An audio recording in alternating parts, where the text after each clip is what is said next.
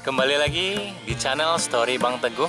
Nah, kita berada di Museum PDIKM, yaitu Pusat Dokumentasi dan Informasi Kebudayaan Minangkabau. Adalah salah satu museum di Sumatera Barat yang terletak di Kelurahan Silayang Bawah, Kecamatan Padang Panjang Barat, Kota Padang Panjang ya teman-teman. Jadi museum ini berisikan berbagai macam informasi dan koleksi mengenai kebudayaan Minangkabau, baik berupa dokumentasi audio maupun visual.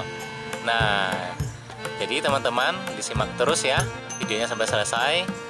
Jangan lupa dukungannya dengan like, komen, serta subscribe.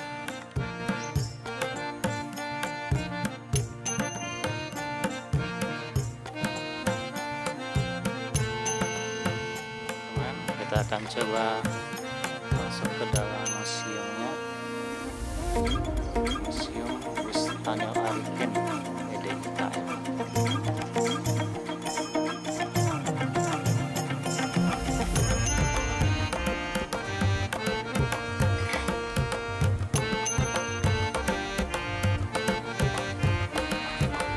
Nah, kita sudah masuk di Museum PDIKM ya teman-teman. Jadi kita isi tamu dulu di sini.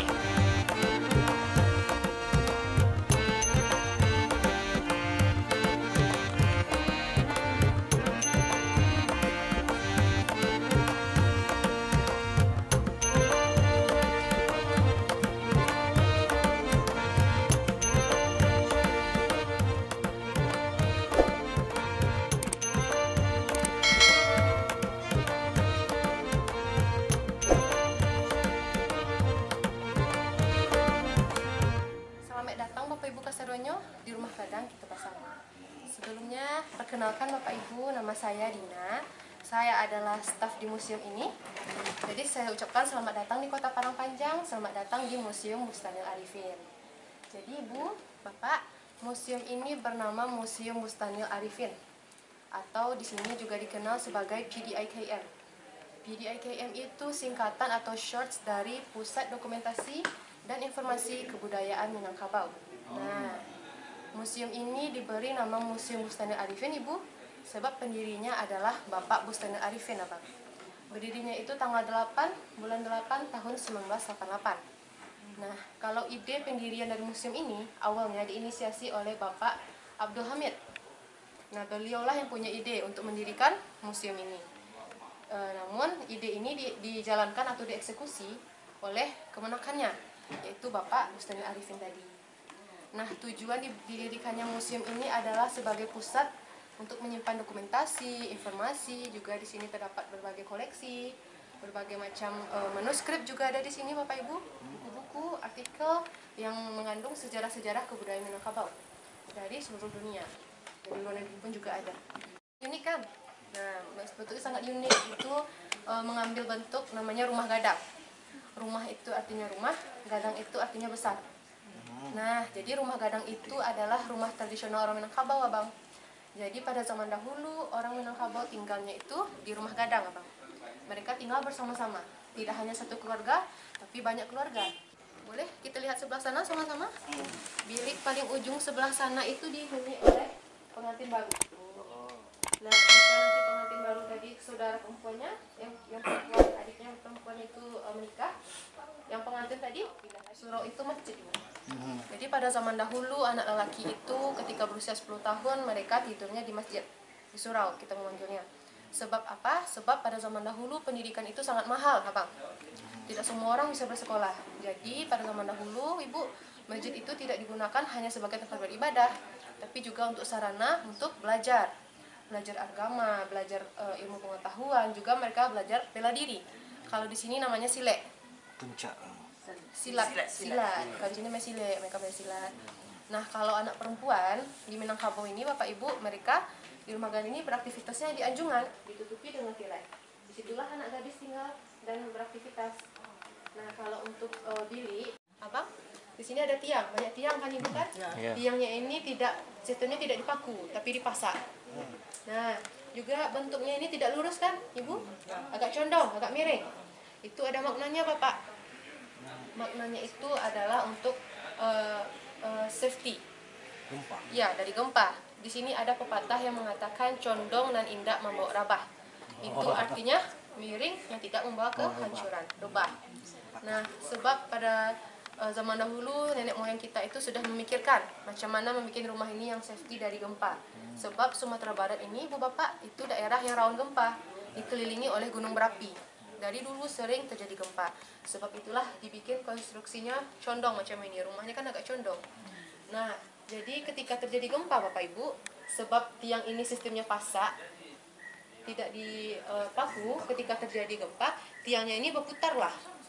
Kita dia Bang, ketika zaman dahulu itu terjadi banyak peperangan, terjadi kerusuhan, perang saudara di mana-mana, itu untuk safety. Jadi ketika di luar itu terjadi kisruh, terjadi peperangan, terjadi keributan, orang dalam rumah gadang tak payah mengambil jendela keluar, tinggal tutup dari dalam. Jadi mereka aman, nak tutup pun aman. Lalu selain itu boleh dilihat di luar Bapak Ibu itu ada macam rumah gadang kecil kan, itu namanya rangkiang. Rangkiang itu gunanya adalah seperti lumbung padi untuk menyimpan makanan pokok macam beras, potato, jagung, itu kita simpan di sana. Tapi kebanyakan untuk menyimpan padi. Masing-masing rangkiang ini Bu, kan terdapat banyak rangkiang kan Abang? Itu masing-masingnya juga berbeda-beda fungsinya. Yang pertama ada mungkin digunakan untuk keperluan sehari-hari, konsumsi sehari-hari diambil. Lalu ada juga yang digunakan dipakai ketika musim kemarau, paceklik, disimpan. Tetapi ya buat storage. Juga ada yang digunakan untuk kepentingan sosial bersama-sama. Seperti kita ingin bergotong royong membangun masjid, kita ambil dari sana lah. Jadi masing-masing rangkiang ini tergantung dengan jumlah kakinya, berbeda-beda lah fungsinya. Bencana alam seperti gempa atau misalnya kebakaran yang parah. Rumah terbakar, tapi keluarga kita tidak kelaparan, sebab aman, jauh dari rumah gadang. Sebab itulah dibikin agak berjarak sedikit dari rumah gadang. Lalu untuk mengambil padinya mungkin Abang penasaran kan, sebab tak ada tangga, tak ada jenjang, tak ada tangganya. Itu sistemnya itu buka pasang. Ketika kita nak ambil, kita bawalah tangga. Ketika sudah selesai, kita simpan lagi. Itu ada dua lagi alasannya. Alasan yang pertama yaitu untuk safety tadi.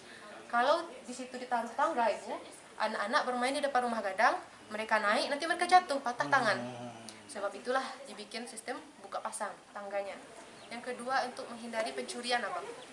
Kalau misalnya ditaruh tangga di sana, ketika malam kita tidur, kita tidak tahu lumbung kita dicuri orang. Sebab itulah kalau selesai mengambil, kita lepas lagi tangganya. Lalu di rumah gadang ini ada aturannya. Masing-masing keluarga kan di sini ada berbagai macam berbagai keluarga kan.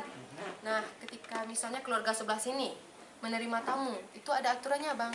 Batasan untuk living rumah tamu menyambut tamunya adalah dari sini sampai sini juga. Inilah ruang tamunya. Dia menyambut tamu hanya sampai sini batasannya Bapak Ibu. Lalu aturan bertamunya itu juga diatur. Tamu datang ke rumah gadang ini, mereka duduk menghadap ke jendela, menghadap ke tingkap. Tidak menghadap ke bilik. Itu ada sebabnya.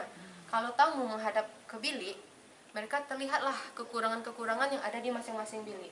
Terjadi fitnah, terjadi gosip. Sebab itulah duduknya melihat yang indah-indah saja. Kalau tuan rumah duduk di rumah gadang, Abang menyambut tamu itu di sini. Sebab pertama untuk berhadapan dengan si tamu, yang kedua tak payah memberi kode, memberi sign kepada orang rumah. Kopi satu, tak perlu teriak, kita kasih macam itu, kopi satu gitu. Kue dua gitu, atau goreng, pisang goreng gitu kan. Tak perlu teriak-teriak, kita tinggal memberi tanda kepada orang yang ada di dapur. Lalu di rumah gadang ini Bapak Ibu bisa dilihat ada banyak ukiran. Nah, di jendela ada ukiran, di dinding luar ada ukiran, di tiang pun ada ukiran. Gadang yang kita lihat sekarang ini namanya Bang rumah gadang Koto Piliang.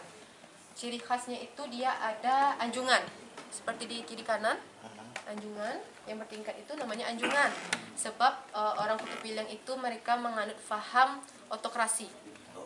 Mereka itu otokrasi. Jadi kalau mereka nak mengambil keputusan itu mutlak dari pimpinannya. Tidak ada musyawarah mufakat.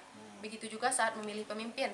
Itu tidak ada election atau secara demokratis. Langsung diturunkan kepada kemenakannya. Berbeda dengan rumah gadang yang kedua yaitu Bodi Caniago. Macam yang di depan, itu ada rumah gadang lagi di depan Ibu. Tapi sekarang kita gunakan sebagai office tourism. Nah, itu rumah gadang Bodi di Caniago itu dia tidak ada anjungan abang, dia daftar saja dari ujung sampai ujung, mereka lantainya daftar saja sebab mereka menganut paham demokrasi. Mereka di situ duduk sama rata. Ketika mereka ingin memutuskan suatu permasalahan, mereka ingin memutuskan sebuah keputusan, mereka menggunakan cara musyawarah mufakat. Mereka putuskan bersama-sama. Sebab itulah tidak ada autokrasi, tidak ada yang tinggi di dalam rumah gadang. Adek biasa kita pakai limbago sama kita tuang. Yang baik marilah sama-sama kita pakai, yang buruk marilah sama-sama kita buang. Wassalamualaikum warahmatullahi wabarakatuh. Waalaikumsalam.